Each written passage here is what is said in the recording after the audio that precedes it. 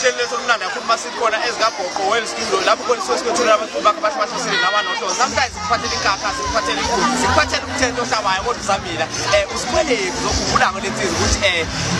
isize yahamba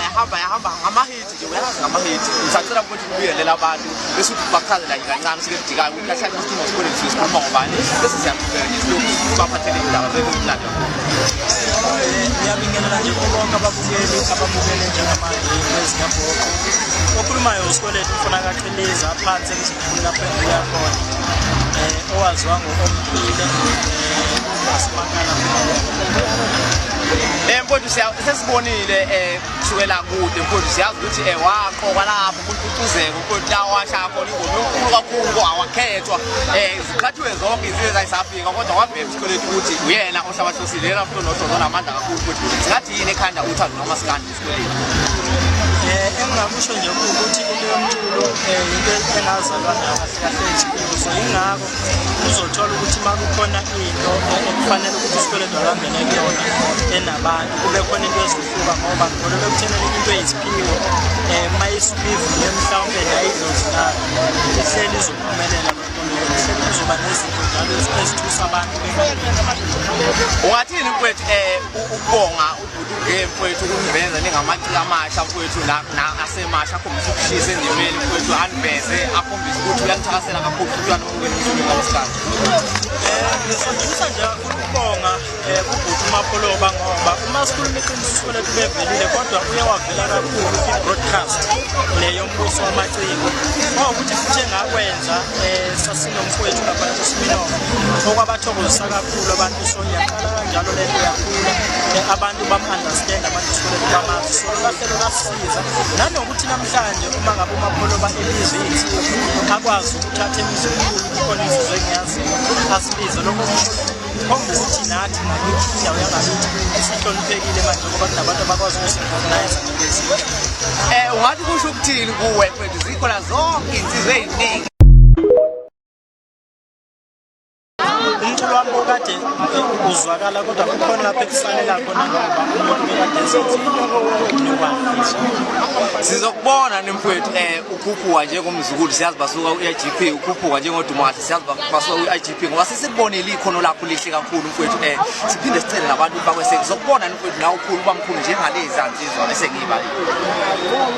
ngiyacabanga ukuthi futhi kuyokwenzeka ngalowo ndlela ngoba ngicabanga ukuthi uma uthi ubuka kahle nje Uskweletu valo samncane ushiye ukuthi kunentshebe wakhiwe kanje kodwa nje usamncane sokwazi ukuthi uthathwe umuntu oseyilegend athi sebenza phakathi kwakhe ngicabanga ukuthi mhlawumbe kuba ngaphezulu abafowethu asebenza naye ngoba ngisamncane kule industry izinto ngisafuna ukuxothozizwa so uma ulalela ukuthi kuthiwani uba ngaphezulu kwalento boyicinga ukuthi ngaba yiyo yombuso wamaciko ukuthi futhi engakwenza sasinomfowethu lapha eSminof okwabathokozisa kakhulu abantu sonyaqala kanjalo lento yakhula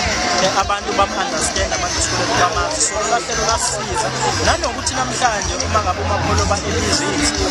akwazi ukuthatha emizimkhulu khona insizwe engiyaziyo asibize lokho khomba ukuthi nathi ngakithi indawo yangakithi isihloniphekile manje ngoba kunabantu abakwazi ukusincomonize ngezinto ungathi kusho ukuthini kuwe mfowethu zikhona zonke insizwe eziningi ey'namandla futhi ey'nethalente kakhulu ey'hlala amahithi kodwa ukuzana umpompoza atomule wena athi ngiyakuthanda kufanele ukuthi ube ngaphansi kwe-IGP siyazi masikhuluma sesikhuluma ngensizwe enkulu kuMaskandi lokho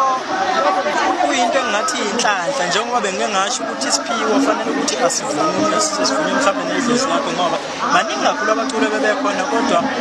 ubhuti ukhuzani bathi mabebuka neteam basebenzisana nababona no mfana kufanele ukuthi asim-assiste ngoba uma kukhulunywa iqiniso umculo wami okade uzwakala kodwa kukhona lapho ekusalela khona ngoba umuntu bekade ezenza sizokubona nemfowethu ukhuphuka njengomzukulu siyazi basuka u-IGP ukhuphuka njengodumasi siyazi basuka u-IGP ngoba sesibonile ikhono lakho lihle kakhulu mfowethu siphinde sicele nabantu bakweseke sizokubona nemfowethu nawe ukhulu bamkhulu njengalezi ansizwa esengiyibali ngiyacabanga ukuthi futhi kuyokwenzeka ngalowo ndlela ngoba ngicabanga ukuthi uma uthi ubuka kahle nje Uskweletu valo samncane ushiye ukuthi kunentshebe wakhiwe kanje kodwa nje usamncane sokwazi ukuthi uthathwe umuntu oseyilegend athi sebenza phakathi kwakhe ngicabanga ukuthi mhlawumbe kuba ngaphezulu abafowethu asebenza ngoba ngisamncane kule industry izinto ngisafuna ukucothoza so mawulalela ukuthi kuthiwani uba ngaphezulu kwalento boyicinga ukuthi ngaba yiyo. Ikuphi imfihlo yakho mfowethu selokufikile emculweni kaMaskandi? Khulula amahit. Ungathi mfowethu yini le kwenza ukuthi njalo uyakhula asikaze sikubone Uskweletu shona phansi. Njalo sekubona ukukhula kuwe sekubona ukukhula njalo nokuhlonipha nokuzehlisa mfowethu ikuphi imfihlo yakho emahitini akho? Uyabona nje mfowethu njengoba uyihloniphe ungaphakama ngaso sonke isikhathi kufanele ube down ubaza abantu ukwazi futhi nokuthi ufunde ngoba esikhathini samanje fanele ukuthi ubalansise umculo nesikole kufanele kubalance kwenzela ukuthi ungezuthi uyadliwa kodwa nje ungayiphakamisa mfethu cha ngikubeka phambili ngoba ngaso sonke isikhathi abantu fanele ubathobele ngoba uphakamiswa yibo uphinde wehlise futhi ungathi umbuso wamaciko lo mcimbi wawo omkhulu kangaka mfethu ngathi uhluke ngani lo mcimbi kweminye imicimbi esikuyaba khona noma imicimbi ekhona kaMaskandi? Uhluke ngokuthi umbuso wamaciko esengingayihamba mina ubhatalwa early 2 isikhathi sakho kuba isikhathi sakho akuthiwa uzodlala ngo-10 and then mana soyafika sekuthiwa usuyodlala ngo-8 bese kushawa 8 kuthiwa bekufanele uyodlala ngo-10 kufanele ukuthi abahleli bemcimbi babukele kulo mcimbi ngoba siyibantu nathi siyaphila futhi okumnandi ukuthi line up uyithola uzosa kuwo mcimbi hayi ukuthi unikezwe line up manje ngoba thina sisadrivelwa asikabi nazo imoto so ukwazi ukuxhamula umuntu sothendwe kuthiwa ngo-4 ngiyoperform ngo-6 ekuseni. Sikubingelele sikwamukele ohlelo lwethu lumnandi kakhulu masithi khona ezikabhoqo well studio. So sikuphathela abaculi bakho abahlabahlosile nabanohlonze sikuphathela inkakha sikuphathela amagagu namhlanje ngikuphathela insizwa yangapha emsinga bathi kumasiko kulake lensizwa kamahiti nje amaningi yawaqulula ukuthi ifike endimeni namanje ke sesekhona mfowethu zothanda ukuthi ngiyamukele ngentokozo ngibingelela abantu ake sikubingelele ngibingelele nje konke umuntu obuka uhlelo njengamanje igama lami nguMasinga uSkose mbongolo akaduma kude emsinga mabongwini ehlezi. Mfowethu omunye umuntu esekhaya uzoyibuza mfowethu ukuthi yini yakha uthando lomculo wesintu noma lomculo akawushaya uMasinga mfowethu owulonzolo nowulujukithi nje omnandi kakhulu mfowethu. Ngingasho ngithi umculo kaMaskandi uyafana nesiko singawuthatha siubeke esigabeni sesiko ngoba into esikhule ngayo mangabe ukhula umZulu niyazi emakhaya bekade sikhula ngengoma sigida sishashameni sibethelwe ihlombe sicula